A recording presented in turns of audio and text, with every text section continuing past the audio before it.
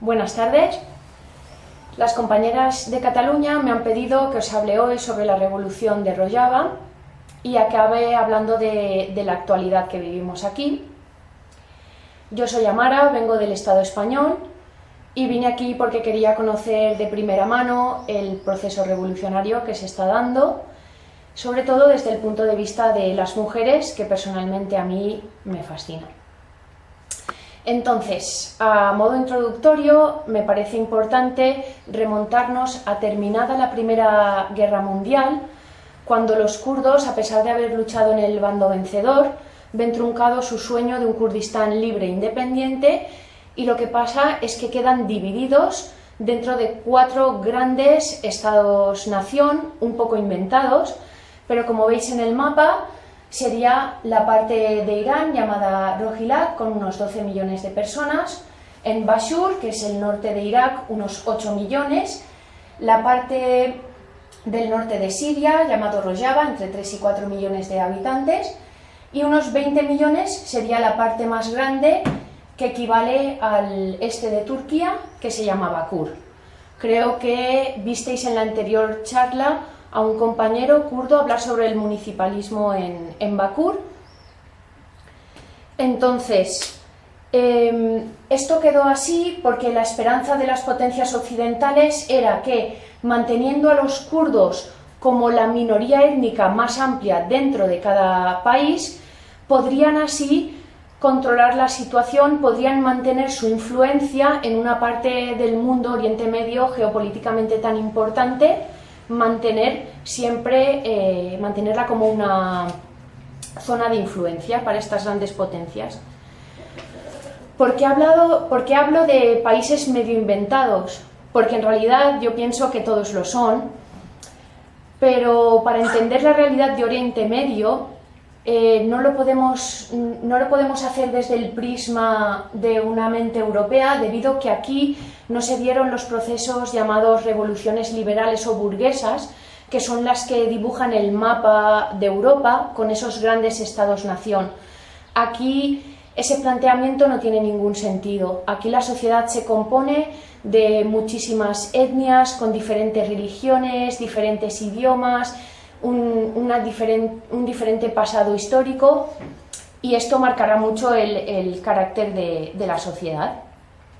Entonces nos queda más o menos este mapa durante los años 20, y el destino de los kurdos será ligeramente diferente dependiendo en qué país estén, pero todos en líneas generales podríamos decir que han tenido que vivir dolorosos procesos de asimilación, genocidio, sino marginación en el mejor de los casos. A día de hoy siguen siendo la nación más grande sin Estado que hay en el mundo. Entonces, a partir de los años 20 vendrán unas décadas muy oscuras para el pueblo kurdo, pero no se quedan ahí, no se quedan de brazos cruzados, y debido al grado de violencia al que se ve sometido el pueblo kurdo, es de donde surge la necesidad de organizarse y de luchar. De esta manera, y tras varios levantamientos fallidos, se funda el PKK, el Partido de los Trabajadores del Kurdistán, en Bakur, en el 1978, cuyo líder es Abdullah Öcalan, que lleva 21 años secuestrado por el Estado turco en la isla prisión de Imrali, en total aislamiento. Durante todos estos años, el papel de las mujeres es el de transmitir la lengua, la cultura a su descendencia, ya que por circunstancias como por ejemplo que es el hombre el que va a trabajar fuera del hogar, siempre queda como más asimilado y además encarna el patriarcado y el Estado dentro de las familias. Por lo tanto, para que entendamos mejor la revolución de Rojava y el papel de las mujeres en ella, tenemos que pensar también cuál ha sido el papel de las mujeres anterior a este proceso revolucionario, siempre encargadas de transmitir la cultura y la lengua. Entonces, como os decía, en 1978 se funda el Partido de los Trabajadores del Kurdistán, y es una vez en prisión cuando su líder, Abdullah Öcalan, escribe sobre el cambio de paradigma. Entonces pasaríamos de una aproximación marxista-leninista a un sistema, un ideal que él mismo bautiza como confederalismo democrático, que se acerca más de alguna manera a la idea que nosotros podamos tener sobre el anarquismo, influenciado por ejemplo por las obras de Murray Bookchin, y este sistema del que os hablo se basa en la democracia directa, la ecología y la liberación de la mujer.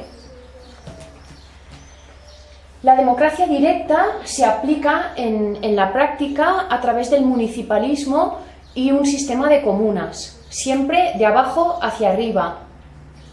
La ecología es mucho más que plantar árboles, es entender la relación que te une con la tierra que ha pertenecido a tus antepasados y que tú quieres dejar a tu descendencia. Entonces es ecología entendida como esa relación profunda a lo que es tu tierra.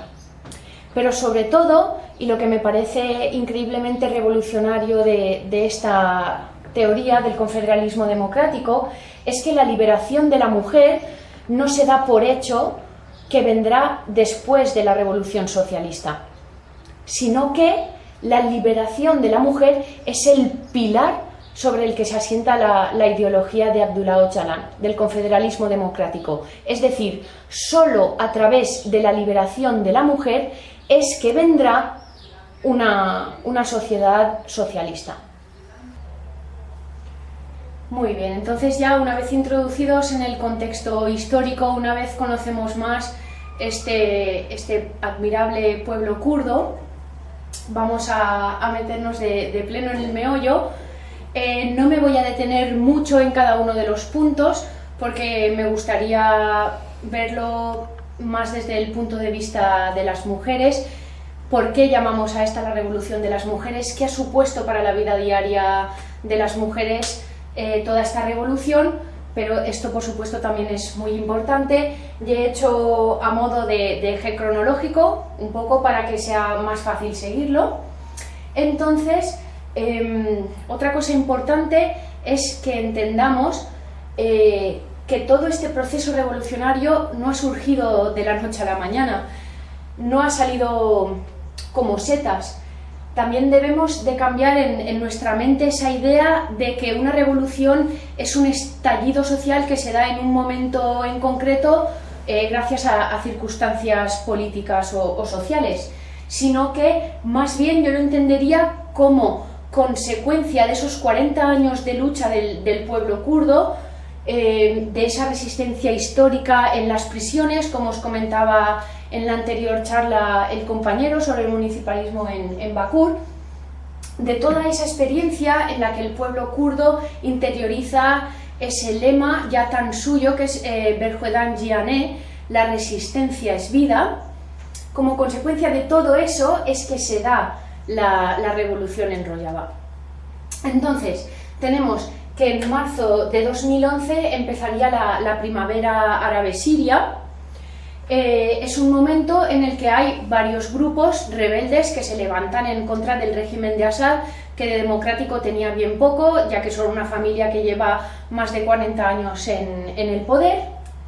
No hay que olvidar aquí de nuevo el papel predominante de las mujeres, las primeras que están en las protestas de escudos humanos ante cualquier amenaza de conflicto armado, las primeras, las madres que se dirigen a esos edificios del régimen a protestar, ya en estados muy primitivos de estas protestas.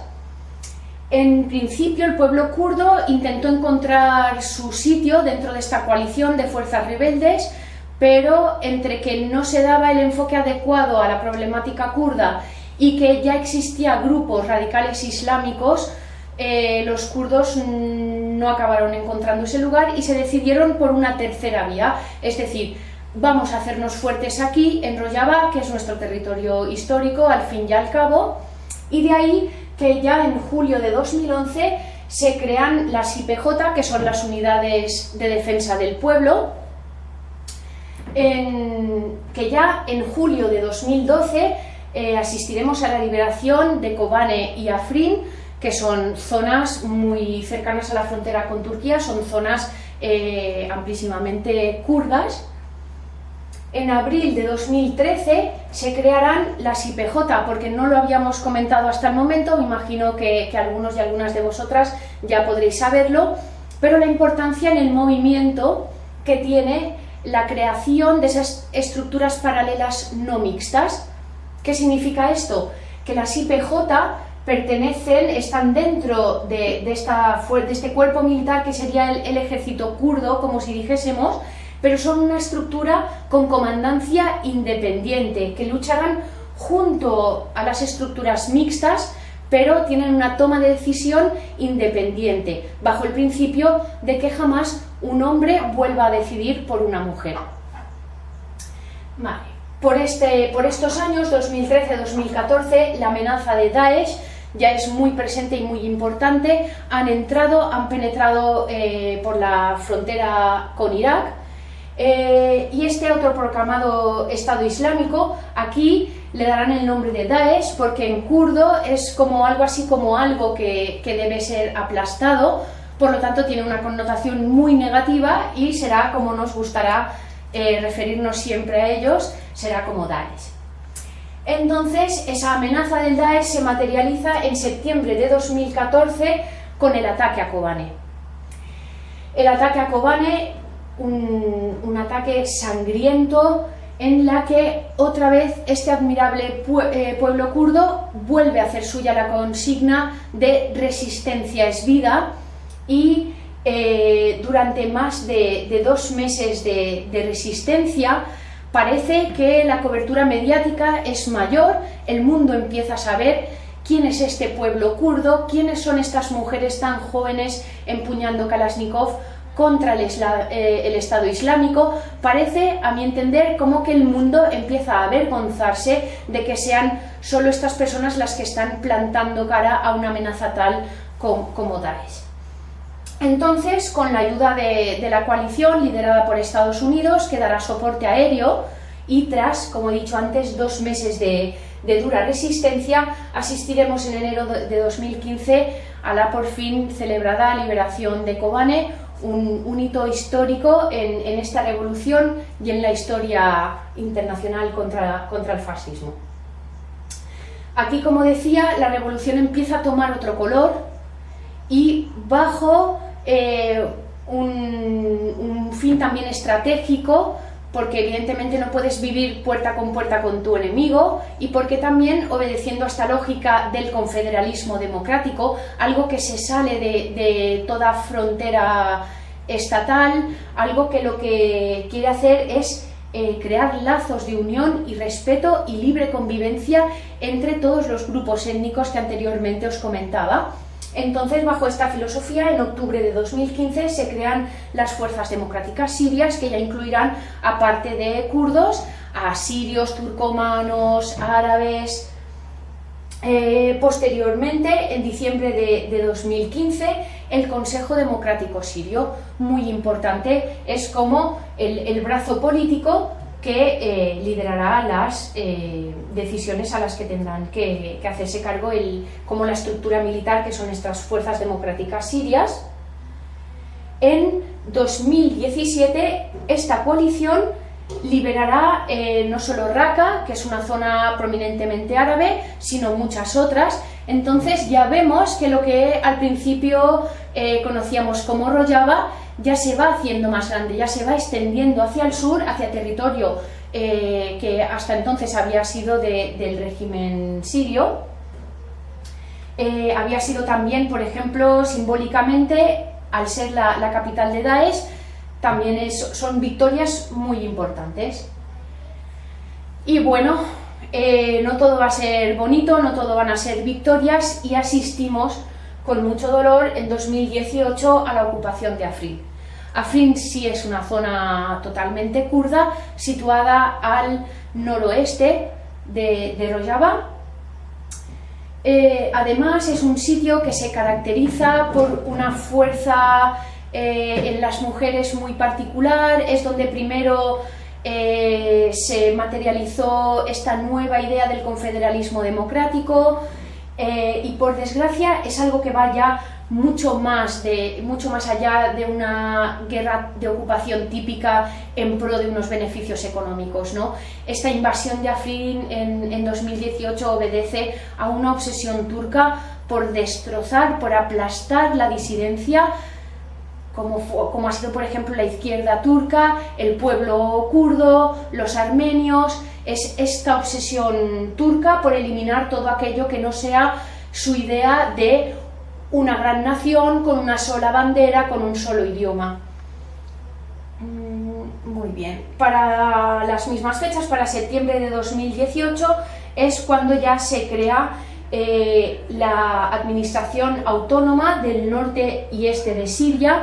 No es que se abriegue así, solo lo he hecho para tener el espacio, pero es cuando ya se da forma a, como os decía, la Administración Autónoma del Norte y Este de Siria, porque ya algo que quiero que entendáis es que va mucho más allá de esta lucha histórica de liberación del pueblo kurdo. Esto ya va mucho más allá. En marzo de 2019 asistimos a la derrota del Daesh, ya por fin, en Deir ez-Zor, que sería el extremo sudeste. Fue un momento muy difícil en cuanto a la ocupación de Afrin, porque muchos efectivos tuvieron que desplazarse desde el sureste hacia el noreste para poder defender también esa zona histórica como es Afrin. Momentos muy difíciles, como os comentaba. Bueno, pues ahora que ya sabemos un poco más, me gustaría meterme más de lleno en el día a día. No entender la historia como una sucesión de batallas con nombres de gente muy importante, sino acercarnos a la historia de las mujeres, la historia a pie de calle. La ética en el movimiento es muy importante, como podemos ver con el tratamiento que da a los miles de prisioneros del Daesh, que a día de hoy siguen ignorados por sus países de origen, como Francia, Alemania, Bélgica. Y lo que quería comentaros es esta coherencia, ¿no? La ética, la estética, ¿no? Como pensamiento, emoción y acción tienen que ir siempre juntos, siempre de la mano, siempre tienen que guardar coherencia.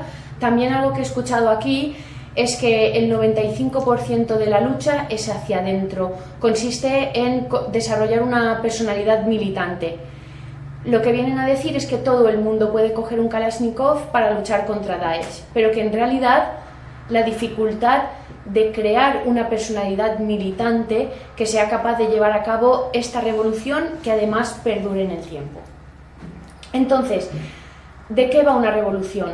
Una revolución no va de eliminar al enemigo, no podemos eliminar al Estado. En realidad aquí lo que intentan es trabajar en pro de una organización de toda la sociedad a todos los niveles, que al final lo que consiga es que el enemigo, en este caso el Estado, acabe siendo inútil.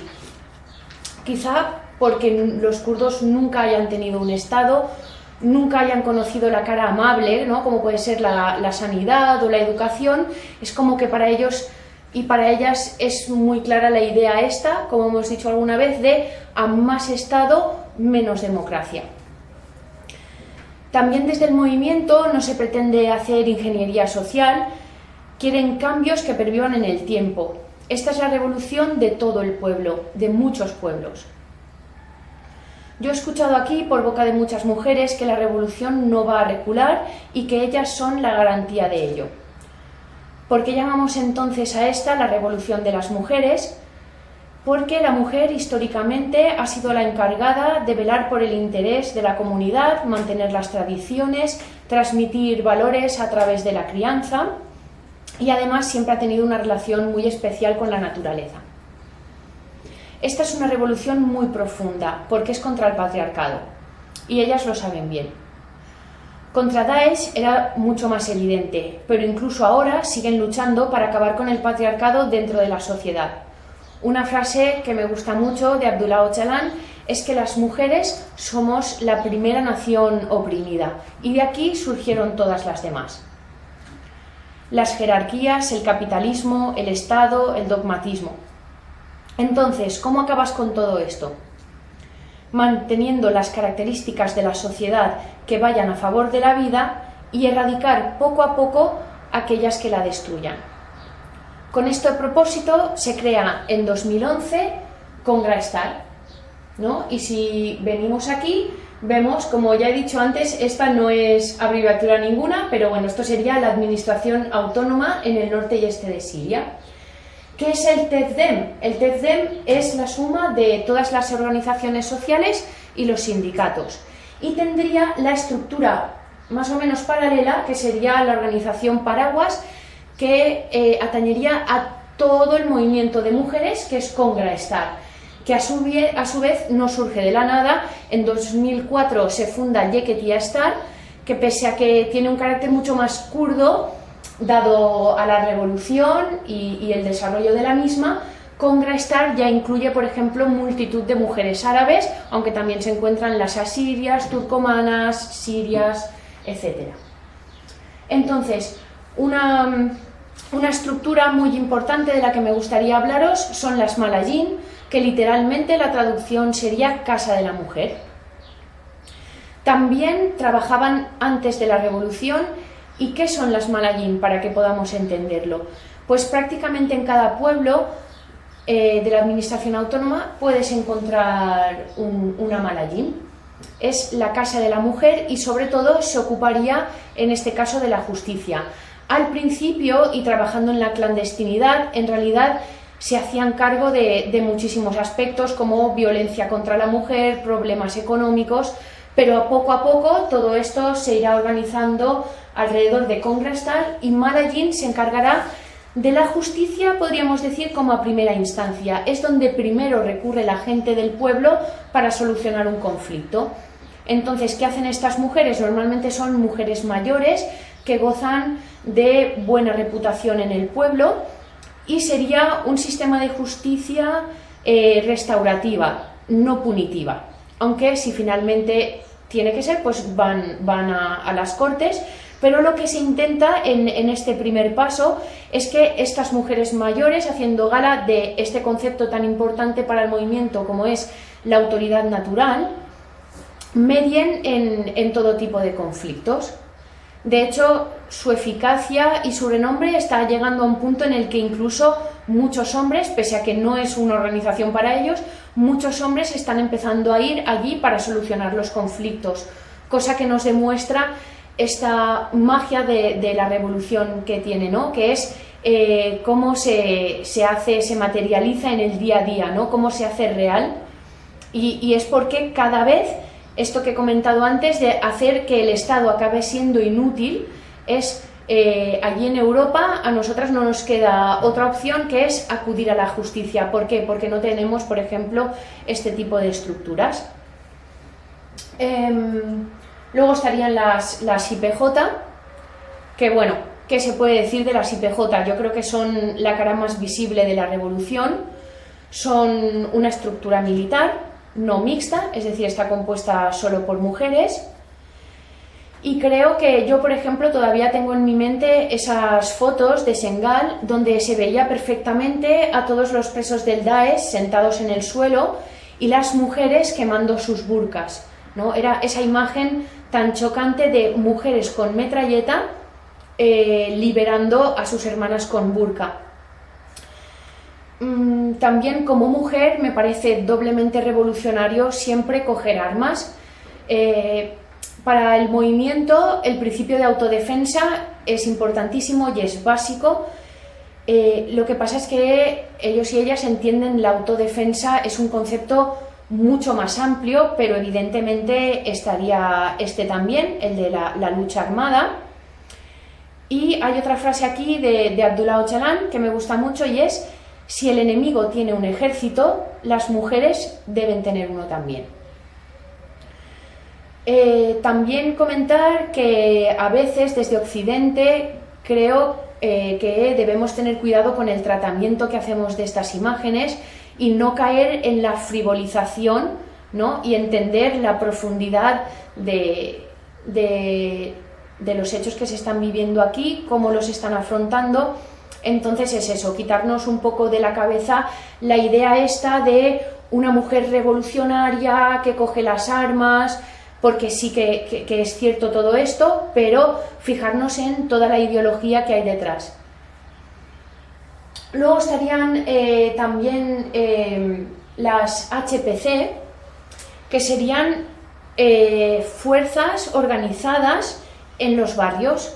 Son muy importantes, es lo que hablábamos, ¿no?, de llevar la revolución a todos y cada uno de los niveles de la sociedad. Por ejemplo, entre otros, son los responsables del mayor número de desmantelamiento de células durmientes del Daesh. ¿Por qué? Por eso mismo, porque viven en los barrios, están atentos y atentas a los movimientos extraños, hay mucha comunicación entre los vecinos y han funcionado muy bien para eso. Aquí, cariñosa y coloquialmente, se las llama a veces madres con metralleta, pero me parece muy simbólico, ¿no? Otra vez sin querer frivolizar, pero es muy entrañable y muy admirable el hecho de estas madres que, por ejemplo, no olvidemos que tienen una vida con familias, en muchos casos numerosas, y dedican una gran parte de su tiempo también a la protección, la autodefensa, la salud de la sociedad en sus barrios. Las HPC son mixtas y dentro de las mismas hay únicamente de mujeres. Lo ideal y otra de sus funciones es dotar a la sociedad de defensa en caso de agresión o ataque hasta que llegan las fuerzas militares, que serían IPG o IPJ. Entonces me gustaría también hacer una mención especial en este momento a la televisión. Por ejemplo, Jin TV es una cadena de televisión en la que el 100% de la plantilla son mujeres. O Ronaji TV, que no conozco los datos exactamente, pero debe de estar como en un 50-50, ¿no? Entonces me parece también muy importante en esta revolución toda la atención y esfuerzo que se ha puesto en los medios de comunicación, pero sobre todo en la visibilidad de las mujeres en los medios de comunicación. Bueno, entonces, frente a la amenaza de un poder centralizado y vertical, se refuerza el rol de la mujer en todos los niveles de la sociedad. Y recordaros aquí el sistema de comunas. Pueden haber comunas en pueblos pequeños, puede ser que en un pueblo quizás solo haya una comuna, o por ejemplo en una ciudad las comunas se pueden organizar por barrios, o incluso hay veces que las comunas dependen de la profesión o el sector donde trabajen. Y con este sistema de comunas lo que se asegura y se afianza es esta democracia directa, ¿no? Asegurarse de que siempre las leyes, las decisiones siempre van de abajo arriba y siempre hay una comunicación, pero siempre la base y el poder de decisión siempre está abajo en este sistema de comunas. Luego también, por ejemplo, podemos comentar así por encima la ley de la mujer, que por ejemplo tratará temas como el matrimonio infantil, la poligamia o la igualdad jurídica, por ejemplo, o el contrato social. El contrato social tampoco surgió de la noche a la mañana, es un debate que se tenía dentro del movimiento, sobre todo las mujeres, de cómo podían vivir o cuáles serían las normas básicas para una sociedad, para una vida libre, en respeto con los hombres y con todas las demás etnias. Entonces, no debemos confundirlo con una constitución. Es importante siempre, continuamente aquí, que recordemos que aquí no hay nada tal como un Estado. Entonces, puede ser que pensemos en las constituciones a veces como algo positivo. Por ejemplo, si pasamos de un régimen dictatorial a una democracia y se redacta una constitución, nos puede parecer algo positivo. Pero en realidad nos debemos preguntar también quién redacta esa constitución, qué valores los guían y si esa constitución se acaba aplicando a través de leyes de arriba a abajo, no deja de ser un poder coercitivo. Entonces aquí lo que se pretende es otra cosa. Está claro que nadie puede vivir haciendo lo que él o ella quieran. Eso sería una visión bastante liberal, entender la libertad así, de yo puedo hacer lo que quiera.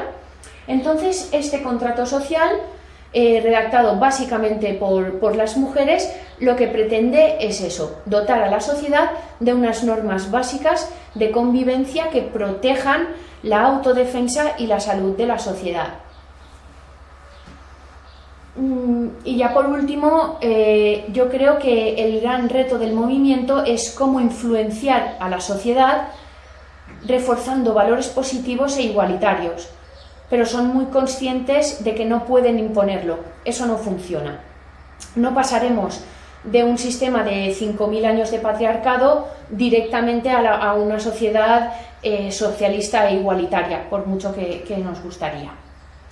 No dejaría de ser contradictorio abogar por un paradigma basado en la democracia directa para luego imponer leyes a la sociedad.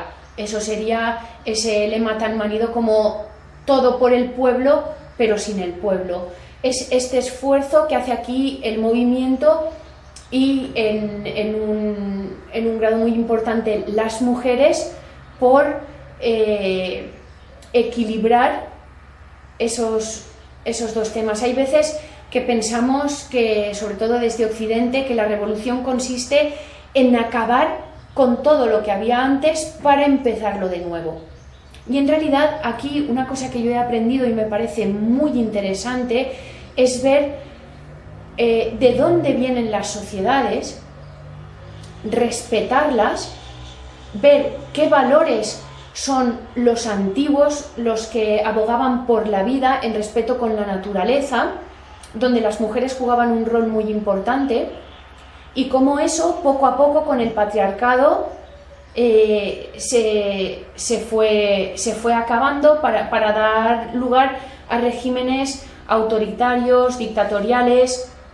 Entonces es eso, no cargarse a la sociedad, no hacer ingeniería social, no inventarse una sociedad de la nada por valores muy puros, auténticos y socialistas. Por mucho que sean así, si no tienes en cuenta a la sociedad, esos cambios no van a durar en el tiempo y la sociedad no te va a apoyar, no vas a lograr un consenso y una base social como los que yo he visto aquí. Bueno, y entonces ya nos vamos hasta nuestros días, ¿no? A hablar un poco de la actualidad. Como muchas de vosotras sabréis, tras varias amenazas, Turquía en octubre de 2019 inicia una ofensiva militar para garantizar lo que llaman corredor de seguridad. En esta operación, bautizada irónicamente como Fuente de Paz, que suponía la retirada de las YPG 30 kilómetros al sur, desde la frontera con Turquía. Entonces, esto es bastante obvio, ¿no?, qué es lo que el Estado turco pretende. Pueden acusar de terrorismo a las YPG. También el pretexto que utilizan es que no quieren invadir Rojava, pero es como si yo dijese no quiero invadir Italia, pero voy a tomar por seguridad Roma, Venecia y Milán, ¿no? Entonces, con este corredor, como ellos lo llaman, estarían ocupando el corredor, el corazón de la revolución, ¿no? Hablaríamos de Kamishlo, Kobane, Derik, donde descansan los restos mortales de 11.000 combatientes de la guerra contra el Daesh. Entonces, esto también a nivel humanitario, os podéis imaginar, creo que los últimos datos son como de 400.000 refugiados. Además son gente, yo por ejemplo he conocido gente que durante la guerra civil la situación en Alepo fue muy difícil y huyeron a Afrin, donde la situación era bastante tranquila, y en 2018 les tocó volver a moverse de allí, por ejemplo a ciudades como Haseke. Entonces es esta situación con la que creo que por desgracia los kurdos están de alguna manera ya como acostumbrados a vivir, es el hecho de vivir como refugiado, de vivir pensando hasta cuándo Turquía me va a dejar vivir en paz en este lugar, o tendré que volver a irme de aquí con las cosas que me quepan en las manos y con mi familia. Esto supone gente cuya vida es la vida de refugiado, es decir, moverse de un sitio para otro teniendo que empezar continuamente su vida en un sitio, luego en otro, luego en otro. Pese al llamado de la ONU al cese al fuego por la situación excepcional del corona, Turquía hace caso omiso. Tenemos también otro tipo de guerra que podríamos llamar guerra sucia. Vivimos diariamente con el bombardeo de centrales hidroeléctricas que, por ejemplo, han dejado en varias ocasiones ciudades tan grandes como Haseke sin agua. También hay rumores de que, por ejemplo, en Giresun, Turquía está utilizando el corona como arma de guerra, pero eso es bien difícil de demostrar y, como digo, son rumores.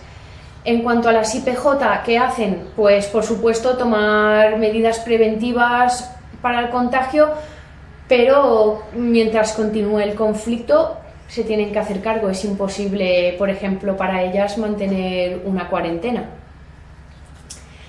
Entonces, ya por ejemplo, para hablaros un poco de cómo he vivido yo, por ejemplo, la crisis del corona, yo tengo contacto con familiares y con amigas allí en el Estado español, y yo creo que aquí hay una grandísima diferencia. De todas maneras, es también cierto que, al igual como se está viviendo un repunte en violencia contra las mujeres, debido a que los hombres, el confinamiento provoca que pasen más tiempo en casa, se creen situaciones de más estrés, y eso supone, como siempre, primero una mayor carga para las mujeres y luego la violencia en mujeres y niños. Aquí no ha sido una excepción, se ha visto también este repunte. La diferencia aquí es que las mujeres ya no tienen que lidiar con esto de manera individual, sino que, como os decía, están los casos en la Malallín, y está también Congrastar, que se encarga de todo esto. De la misma manera que pudieron trabajar clandestinamente cuando al régimen de Assad, van a seguir haciéndolo, como lo están haciendo durante esta crisis del corona. También existe una diferencia entre pueblos y ciudades. Por ejemplo, aquí no contamos con muchas ciudades, ni tampoco son muy grandes.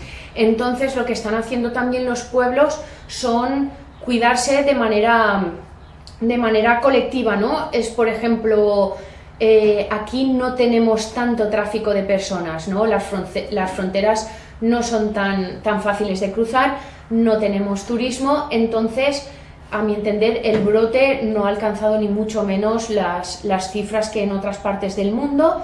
También la situación entre la población es que no son tan mayores, por lo tanto tenemos una parte de la sociedad que no tiene tanto riesgo.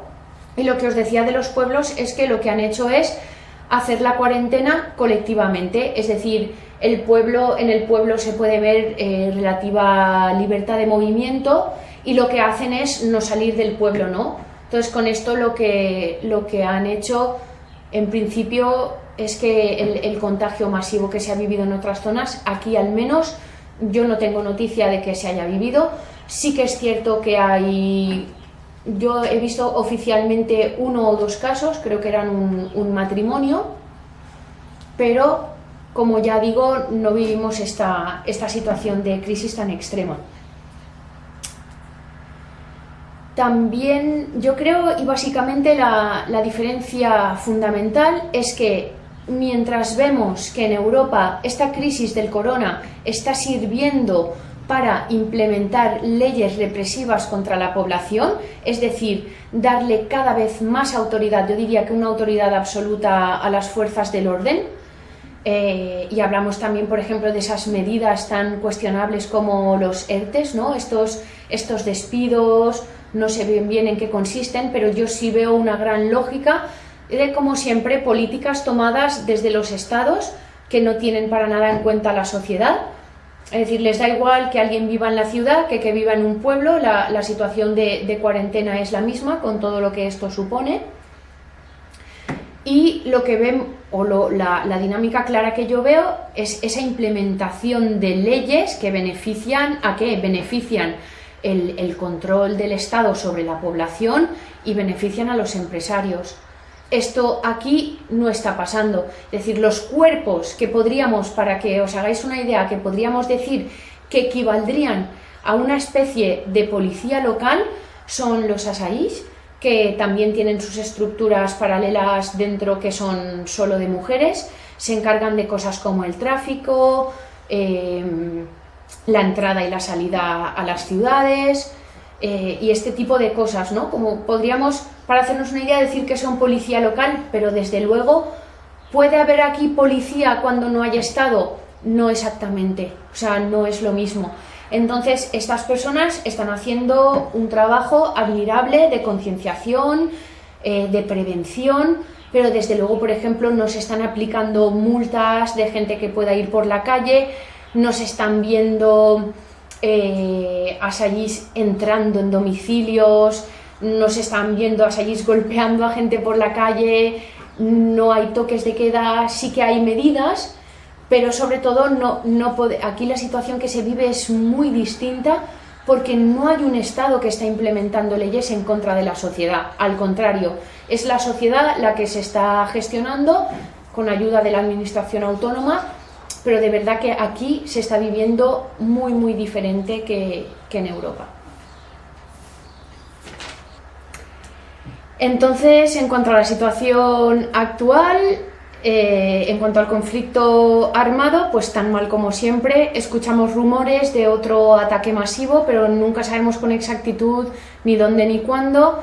Es vivir bajo la amenaza constante del Estado turco. Mientras estábamos grabando ahora, nos han sobrevolado un par de helicópteros que ni siquiera sabemos a quién pertenecen, pero esto es aquí el día a día. Con la situación excepcional del corona, es un reto al que nunca se han enfrentado antes. De lo que estoy segura es de que van a resistir colectivamente, como han hecho siempre. Os podría recomendar 1000 cosas, pero me ha parecido importante recomendaros la película 14 de julio. Es un relato muy fiel de la resistencia del pueblo kurdo durante y después del golpe de Estado de 1980, la resistencia histórica en Diyarbakir, en la prisión, en la capital, en Amed, y creo que es una gran historia que además a mí personalmente me ayudó mucho a conocer mejor el movimiento. Y también para las que quieran saber más en detalle cómo funciona esta administración autónoma del norte y el este de Siria, hay un dossier maravilloso del RIC, del Rojava International Center, más allá de la línea del frente, que está disponible online. A aquellas que quieran saber un poco más en profundidad, de verdad les recomiendo este dossier. Y nada, ya para finalizar, a modo de cierre, un poco las cosas que he ido aprendiendo aquí y las cosas que me parece que pueden ser útiles para vosotras allí en Europa. Y es que me he dado cuenta de que los movimientos sociales allí pecan a veces de sectarios y dogmáticos. Me gustaría trabajar en pro de la unidad social y no segregarnos en pequeños grupos, cada uno a su bola y enfocados simplemente a su lucha. Me gustaría que pudiésemos hacer un frente común. También he empezado a cuestionarme qué es ser mujer, qué es una mujer libre, a redefinir la idea de libertad para no confundirla con liberalismo. Estoy también luchando contra muchísimos prejuicios orientalistas. Me pregunto cómo luchamos en Europa contra el Estado. Y nada, y voy a seguir aprendiendo de esta revolución que ve a la mujer no como víctima, un sujeto pasivo, sino al sujeto activo que lleva 5000 años resistiendo al patriarcado. Voy a seguir aprendiendo de esta revolución basada en el compañerismo. Voy a seguir aprendiendo de estas mujeres que representan la vanguardia de la lucha contra el patriarcado y son el mayor ejemplo que he conocido nunca de sacrificio, determinación y organización. Todo esto hace que me pregunte quién necesita más a quién, si Kurdistán de la solidaridad internacionalista o el mundo entero al Kurdistán. Espero que os haya resultado ameno y esclarecedor. Hasta la próxima. Bishir Rojava, Jinjian Asadi.